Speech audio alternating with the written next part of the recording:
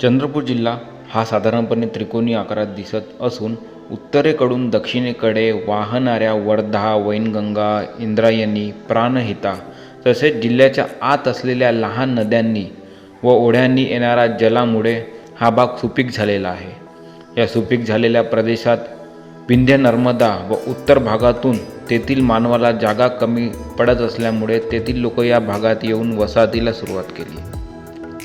हा भाग घनदाट जंगलांनी व डोंगरांनी व्याप्त असल्याने रहदारीच्या दृष्टीने बऱ्याच अडचणी निर्माण झाल्यामुळे उत्तरेकडील लोकांशी येथील लोकांचा काही दिवसांनी संबंध तुटला. काही काळाने या भागाला दंडक नावाच्या राजावरून दंडकारण्य व वन्य जमातीच्या लोकांनी गोंड म्हणून संबोधित असल्याने हा भाग गोंडवन या नावाने ओळखला जाऊ लागला. हा भाग महापाषाणयुगीन सुसंस्कृतीच्या लोकांचे वसतिस्थान समजले जाते. हा काळ म्हणजे 3000 ते 3500 वर्षापूर्वीचा. या भागातील मानवास हत्यारे बनवण्यास लागणारा दगड पुरेसा उपलब्ध झाल्यामुळे या मानवांनी निवास करण्याच्या दृष्टीने उपयोग करण्यास सुरुवात केली. लोखंड व त्याची कला प्राप्त झाल्यामुळे घरे, गुफे, शैलगृहे यासाठी उपयोग करण्यात आला.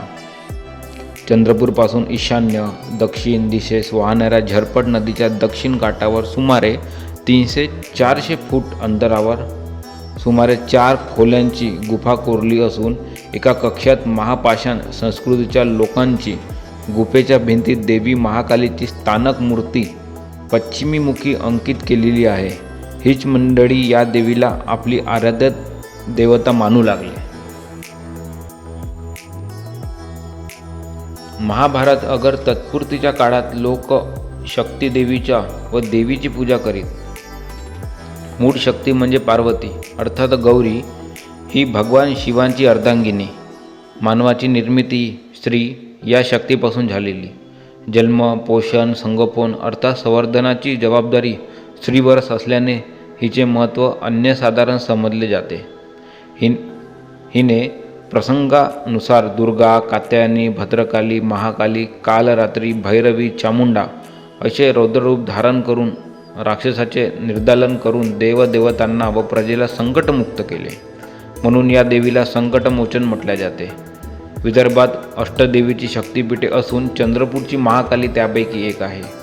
या महाकालीने मधुकैटभ व महिषासूर राक्षसाचा पराभव करून त्याला आपल्या पायाखाली घेऊन त्रिशूलाच्या सहाय्याने त्याचा वध केला.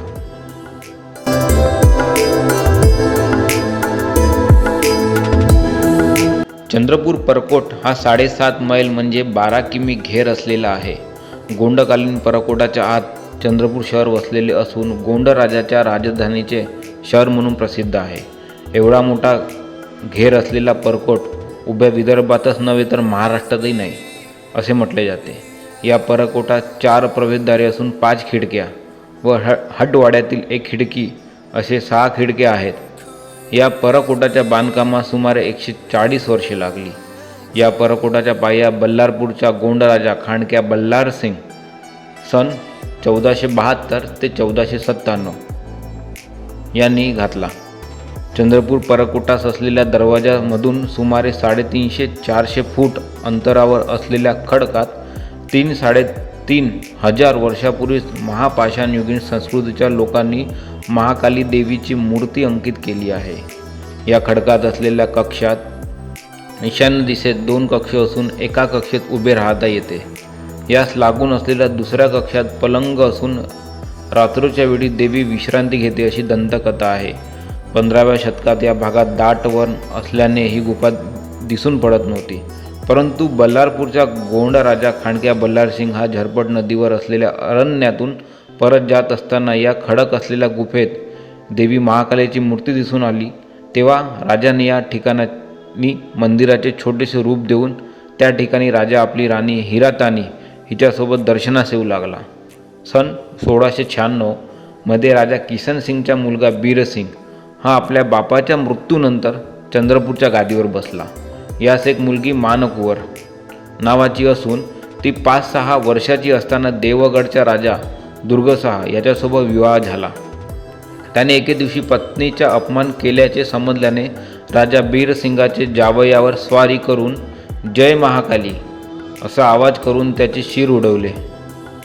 राणी हिराईने जावयाचे शिर चंद्रपूरला आणून देवीला अर्पण केले. राणी हिराईने नवराच्या मृत्यूनंतर सन 1704 चुलत दिराचा मुलगा दत्तक घेऊन त्याच्या वतीने 15 वर्ष राज्यकारभार केला. या अवधीत तिने महाकालीचे मंदिर बांधले. हे मंदिर 60 फूट चौरस असून मंदिराची उंचीसुद्धा सुमारे 60 फूटच आहे. या मंदिरात 4 प्रवेशद्वार असून आगमनाकरिता पश्चिमेकडील एकच प्रवेशद्वार खुले राहत आहे.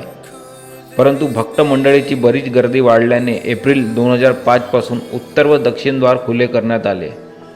या शैलगृहावरच मंदिर उभारण्यात आले असून 16 स्तंभ चतुष्कोनी आकारात आहे.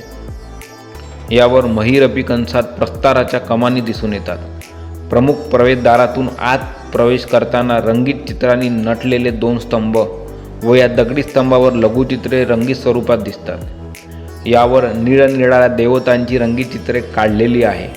तसेच बाह्य भिंतीवर व आतील भिंतीवर महाभारतकालीन तसेच कोरीव इतर शिल्पाचे काम केलेले आहे. रंगीत चित्रे व प्रस्तर भिंतीवर कोरीव शिल्प म्हणजे गोंडकलेचा उत्कृष्ट नमुना होय. त्यामुळे मंदिराचे सौंदर्य वाढण्यास मदत झाली. या प्रकारची चित्रकारिता हिराई ही सासू सासऱ्यांबरोबर औरंगाबादेत राहत असताना वेरूळची कोरीव लेणी व अजिंठ्यातील रंगीत चित्रकला पाहिली असावी. या कलेचा मंदिर बांधताना असताना उपयोग केला असावा.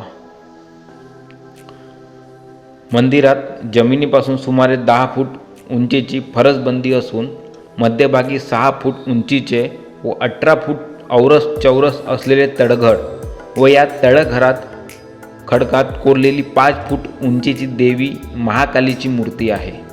तिच्या एका हातात खडक व दुसऱ्या हातात ढाल आहे. मंदिरावर जाण्याकरिता 2 चक्राकार जिना असून वर गेल्यानंतर शिखराच्या उत्तर दिशेला राजा बीरशहाच्या जावई दुर्गशहा याचे शिर आहे. याची स्मृती कायम राहावी म्हणून प्रस्ताराचे तयार करून बसवले व तेथे गेल्यावर पाहायास मिळेल.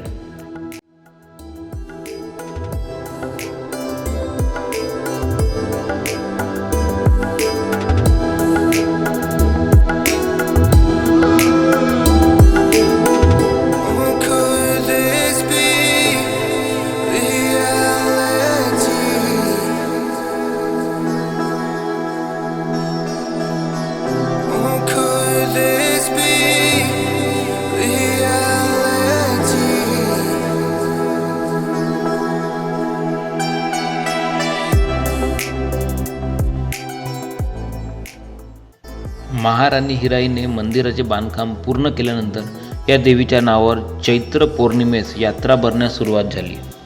पुढे ही यात्रा नागपूरकर नानासाहेब भोसले यांच्या काळा पावते सन 1788 ते 1811 पावतो चालू होती.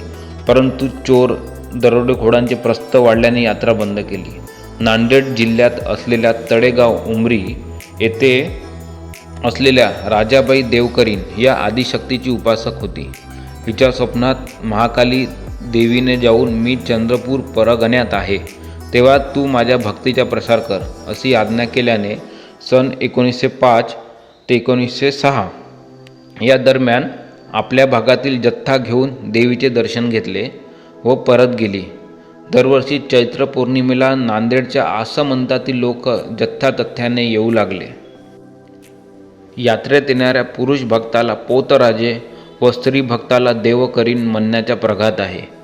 पोतराजे हे सांठधारी असून अंग उघडे, डोक्यावर केसाचा भारा, मुठीचा भाग मोठा असलेला साठ हा गोलकार असून खाली बारीक होत गेलेला असतो. याचा वेश स्त्रीसदृश्य असून कमरेभोवती हिरव्या रंगाचा घागरा नेसलेला असतो. त्यावर घुंगराची सैलरी माळ, पायात खडे भरलेली मोठे पितळी वाडे, कपाडी, कुंकवाचा टिळा, मडकट, हातात शेंदूरशे माखलेला साठ देऊन देवीच्या प्रारंगात येतात. चैत्र पौर्णिमेच्या दिवशी देवीला अहेर अर्पण केल्यानंतर यात्रेकरू एकवीरा देवीकडे येऊन देवीला आरती करून अहेर अर्पण करतात. यास महाकालीचे एकवीरा देवीचे भेटीस येणे असे म्हणतात. या यात्रेकरिता मराठवाडा, कर्नाटक, आंध्र प्रदेश, यवतमाळ, भंडारा, नागपूर, गडचिरोली अनेक जातींचे मंडळी येतात. या देवीचे दर्शन छत्रपती शिवाजी महाराज आग्र्यावरून रायगडाला जाताना सन 1666 मध्ये घेतला होते असे 91 कलमी बखरीमध्ये नोंद आहे. तसेच नागपूरकर भोसले यांच्या अख्यारिता हा भाग असल्याने नेहमीच आपल्या मंत्रिमंडळसहित येत असत. चंद्रपूर येथील महाकालीची यात्रा चैत्र महिन्यातील पौर्णिमेला भरते. या दिवसापासून ही यात्रा सुमारे 1 महिना राहत असे. परंतु मराठवाड्याची मंडळी याच प्रवासाची चांगली सोय झाल्यामुळे त्या भागातील लोक जास्त दिवस राहत नाही. ही यात्रा सुमारे 115 वर्षापासून चालू आहे.